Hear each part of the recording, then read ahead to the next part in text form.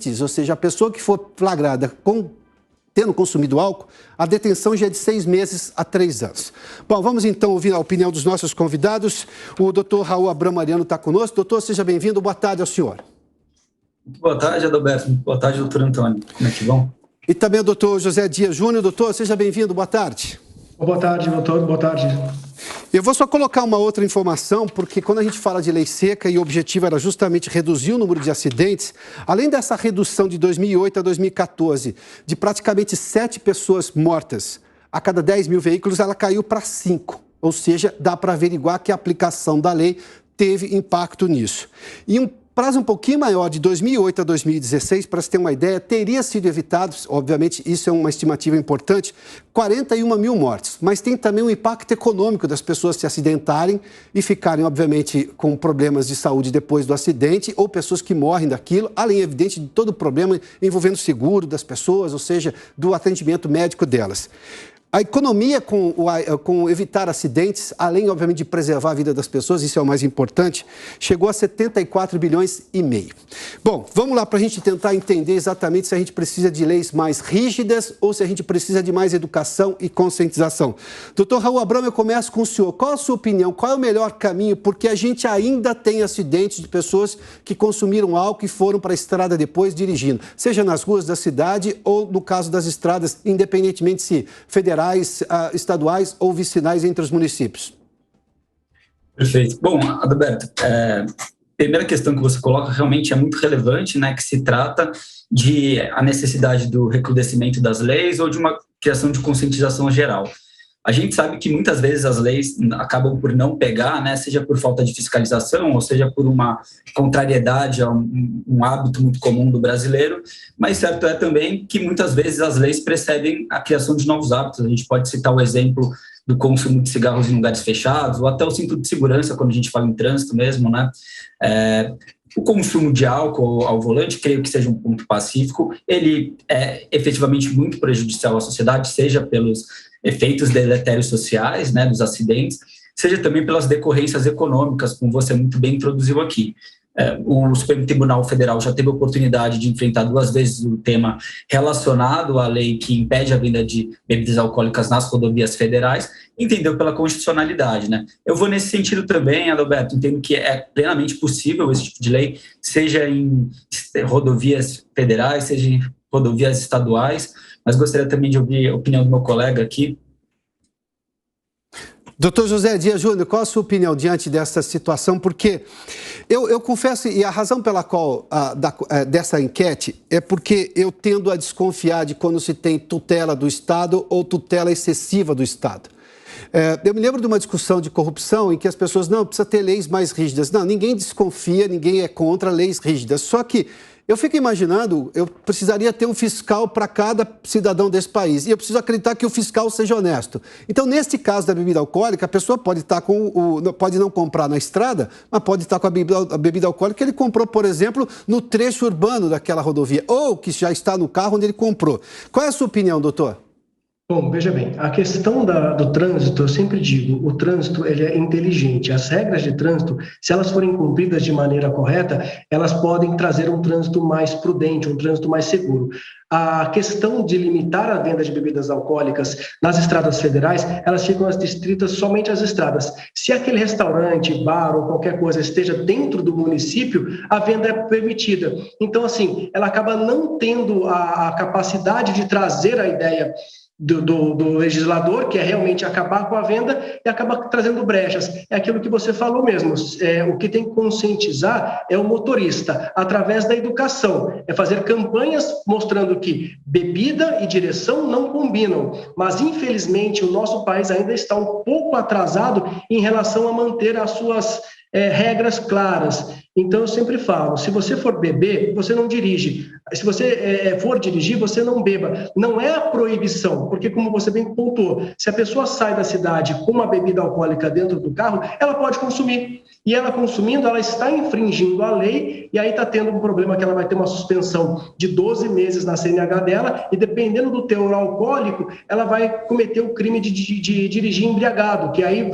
pode ir preso, e tem tudo uma questão de se acontecer um acidente, também vai responder por ele. Então, o que falta mesmo é a educação no trânsito. Doutores, numa rápida pesquisa hoje de manhã, até para me preparar um pouco mais desse tema, que nós decidimos ontem, inclusive, e aqui já quero agradecer aqui a companhia dos senhores, não demorou muito para a internet mostrar um escritório de advocacia que dizia o seguinte: conseguimos resolver 70% de punições porque você foi pego alcoolizado dirigindo. Obviamente que era uma propaganda do escritório de advocacia para atender pessoas que, obviamente, foram pegos pela lei e consideram que naquele momento foi injusta a aplicação. Doutor Raul Abramo, quais são essas condições? Porque, de novo, a gente não está falando do problema, a gente está falando de um problema que talvez as pessoas considerem exagerado na legislação. O que é possível, obviamente, ser mudado na lei para as pessoas, obviamente, colaborarem mais com a lei, evitarem beber, mas, obviamente, numa situação em que, obviamente, não houve um acidente grave, essa pessoa não considere que a lei foi punitiva demais? Ou o senhor acha que não? Tem que ser mais duro mesmo e é assim que vai funcionar? Perfeito. Adalberto, eu não compartilho da visão de que penalizando tudo se resolve os problemas sociais, muito pelo contrário. Nesse caso especificamente, a gente está discutindo da proibição do acesso a bebidas alcoólicas, não como uma medida fim, né? Não é isso que vai resolver os problemas de acidente do trânsito, ou como o meu colega muito bem colocou, de pessoas que tenham as bebidas já no seu carro e consumam. A questão aqui é criar uma dificuldade para que não seja um ato contínuo, um ato natural do motorista, muitas vezes aquele que é também envolvido em algum tipo de vício, né, etílico, algo nesse sentido. Então, isso cria dificuldades.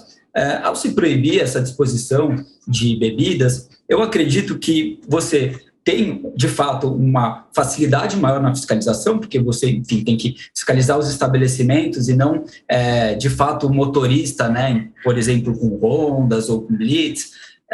Então, eu acho que existe aqui uma logística menor envolvida, tá?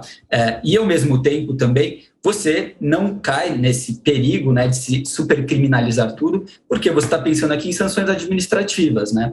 Então, não necessariamente você está pensando no fim da cadeia, de punir com pena de prisão alguém que, de fato, foi pego dirigindo embriagado, sem pensar aqui no contexto de acidente, né?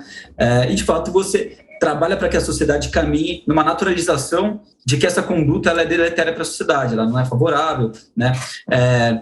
Fazendo um exemplo aqui, assim, bem a grosso modo, claro, né? Mas hoje em dia a gente não discute a legalidade ou não, qual que é a adequação de se proibir a venda de bebidas a menores de idade, por exemplo, né? Trago essa situação teratológica para dizer o seguinte: a gente tem uma questão de colisão de princípios, né? A livre iniciativa e, por outro lado, um princípio também do resguardo da saúde pública. Então, eu acho que a legislação ela pode ser muito útil nesse sentido de também ter um caráter educacional, né? E, de novo, não pensando só na culpabilização extrema, na penitência, na cadeia para todos. Doutor José Dias, eu faço questão em mencionar a questão da tutela, quando a tutela é excessiva, porque vamos imaginar que, tudo bem, se proibir venda com fiscalização gigantesca nas estradas, evitaria todo acidente, obviamente, envolvido com álcool. Se isso realmente desse certo, seria, obviamente, fácil. Fácil do ponto de vista de que eu tenho uma solução fácil, mas de aplicação difícil, porque a fiscalização é muito extensa. Ou seja, a solução é fiscalização maior. Mas eu tenho aquele problema da pessoa pode ir com álcool. Agora, o acompanhante não tem nada a ver com aquilo. De repente, o acompanhante nem habilitação tem. Ou os passageiros que estão no banco de trás. Quando eu vou lá e proíbo um restaurante de vender, um restaurante de beira de estrada, que tem até um ar bucólico, né? De vender bebida alcoólica e, obviamente, o consumo moderado, que isso é uma questão de saúde, se o motorista se preservar e não beber, eu acabei de resolver o problema. De que forma a gente consegue enfrentar uma situação como essa, em que, obviamente, eu tenho a liberdade das pessoas para ser preservada, e isso nos é um valor gigantesco, está na Constituição brasileira, ao mesmo tempo eu tenho, obviamente, a consequência de quem bebe causa um acidente. Olha que assunto interessante, né? Porque o responsável para fiscalizar é a Polícia Rodoviária Federal. Ou seja, a Polícia Rodoviária Federal ela é retirada das estradas para fiscalizar empresas, para fiscalizar bares e restaurantes na beira da estrada que estão vendendo ou não a bebida alcoólica. Como você muito bem pontuou, a questão da bebida tem que ser do motorista. O motorista tem que ter a consciência de que, se ele dirigir e beber, ele vai ter uma multa de R$ 2.934,70 e vai ficar suspenso por 12 meses. meses. Se ele repetir essa mesma bebida no período de 12 meses, a carteira de habilitação dele é cassada. Então, você acaba penalizando o comércio, você acaba penalizando o empresário que deixa de fornecer uma bebida para os acompanhantes. No caso, por exemplo, daquelas restaurantes em beira de estrada onde os ônibus fazem a parada, todos os outros 42 passageiros não podem beber porque a lei não permite a venda da bebida alcoólica. Então, nesse caso, ela torna muito maior e você acaba tentando matar uma formiga com uma lente de contato, uma lente com sol. O ideal seria, sim, ter a fiscalização nas estradas, pegar o contingente da Polícia Rodoviária Federal e criar blitz para pegar aqueles motoristas infratores, porque senão nós vamos viver no Minority Report. Você pega e pune antes da pessoa cometer a infração, antes da pessoa cometer, entre aspas, o crime. Você não pode beber e dirigir, isso é sabido. Existe o artigo 165A, que é da recusa do bafômetro, e o 165, que é para quem bebe e dirige no Código de Trânsito Brasileiro, mas você está penalizando o comerciante, que poderia tirar um pouco mais da sua fonte de renda vendendo bebida alcoólica para os passageiros. E nisso você não consegue com a proibição da lei.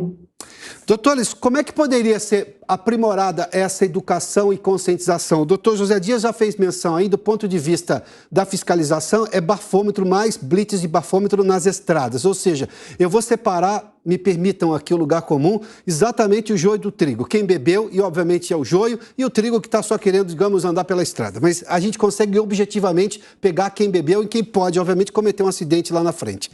Mas do ponto de vista de evitar, inclusive, que esse sujeito seja pego porque ele bebeu e está dirigindo, como é que se consegue aprimorar essa educação e conscientização? Eu vou citar um exemplo aqui. Quando eu tirei minha carta, isso faz 32 anos, não se tinha, por exemplo, lei seca, e isso não era um assunto, obviamente, tão falado nas autoescolas. Meu filho está tirando carta nesse momento e a preocupação com legislação do que é certo e o que é errado é bastante intensa nas autoescolas, ou seja, isso já foi sofisticado, o que é um ponto positivo. Esse país avança, embora as pessoas achem que não, tem muita coisa muito melhor hoje em dia. Mas como é que os senhores acham que poderia melhorar essa conscientização e educação no trânsito para que as pessoas não cometam o erro que sim pode ser fatal de beber e depois dirigir? Doutor Raul. Perfeito. Roberto, sim, acho que eu concordo plenamente com a sua colocação de agora, porque, de fato, o mais eficiente, me parece, é que seja a educação já na base, né? Você muito bem trouxe aqui o exemplo de uma preocupação nas escolas que primam pelo esse tipo de capacitação para que efetivamente se respeite a lei. Esse eu acho que é o ponto de partida. Campanhas também, e a gente vê muito isso em rodovia, né, outdoors, contendo anúncios das possíveis consequências gravíssimas do consumo de bebida, também são boas saídas, e a fiscalização é necessária, né, fazer a lei cumprir no seu fim, na sua ponta. Então, acredito que você tem uma escalada educacional, né, se começa desde do princípio, quando a pessoa está sendo habilitada para aquele comportamento social, para aquela conduta, e até no fim, quando ela já é desviante, ela não tendo a capacidade de absorver todos aqueles ensinamentos, não o fez e acaba tendo um comportamento desviante, né? Uhum. Acredito que essa seja, assim, a melhor medida. Como eu falei, eu acho que as hipóteses de prisão elas devem ser muito limitadas, então não sei se a criação de um crime nesse sentido seja a melhor saída, né? Pensando num cenário em que não envolvam vítimas, obviamente, mas com certeza a educação na base é o mais importante. Doutor José Dias, na sua opinião, o que é possível fazer para aprimorar, obviamente, essa educação e conscientização? Sem dúvida, campanhas. Agora, no mês passado, nós tivemos o Maio Amarelo, onde nós conscientizamos os motoristas a obedecerem à lei. O que falta hoje é conhecer a lei. O nosso Código de Trânsito Brasileiro, ele é moderno, ele é de 1997, ele trouxe a questão da pontuação, ele trouxe a questão da suspensão, que antes era de 1 mês até 12 meses para quem excedia os pontos, agora é de 6 meses a 12. A pontuação depois ela foi aumentada de 20 pontos para 40, para quem é suspenso agora com 40 pontos, 30 ou 20, dependendo se você não tiver infração gravíssima. Então, é fazer campanhas, é você conscientizar, como disse o meu colega, a base. Se você tem campanhas nas escolas, se você tem campanhas para as crianças, você vai conseguir conscientizar a próxima geração, conscientizando a geração atual. Como? Através do exemplo. Se o seu filho falar, olha, papai, você não pode beber e dirigir. Por quê? Porque ele aprendeu isso na escola. Você vai deixar de beber e dirigir. Claro que aquela pessoa que já tem essa consciência, ela não vai fazê-lo. Mas para, por exemplo, passar no sinal vermelho, Se a criança aprende isso na escola, ela vai replicar para o pai e para a mãe. Se a criança aprende que ela tem que andar na cadeirinha adequada para a idade dela, não pode andar no banco da frente somente depois dos 10 anos ou com 1,45 m, ela vai falar, papai, eu não posso ir no banco da frente, eu tenho que ir atrás com uma cadeirinha. Então, a conscientização, a educação da base vai fazer com que a nossa sociedade atinja um maior nível de consciência e no futuro, talvez, não precisamos de leis que punam. Nós vamos ter sim as leis que vão punir, mas as leis vão decair em desuso. Veja, por exemplo, a questão que eu gosto de exemplo é na Austrália. Na Austrália, na década de 1950, houve uma mudança muito importante com relação à bebida alcoólica. Hoje, qualquer pub que vende bebida alcoólica, aquela pessoa que trabalha lá tem que fazer um curso. Se ela não fizer um curso, ela não pode ser bebida alcoólica. Por quê? Porque uma pessoa lá atrás, em 1950, ficou embriagada, saiu na rua e foi atropelada e processou aquele pub. Hoje, depois de 70 anos dessa lei, as pessoas são mais conscientes. Sim. Elas sabem o momento de parar. Então, se a gente conscientizar as nossas futuras gerações, no futuro não teremos problemas mais com infratores bebendo e dirigindo. Doutor José Dias Júnior, doutor Raul Abrão Mariano, senhores, muitíssimo obrigado pela participação nesse debate. Boa tarde, hein?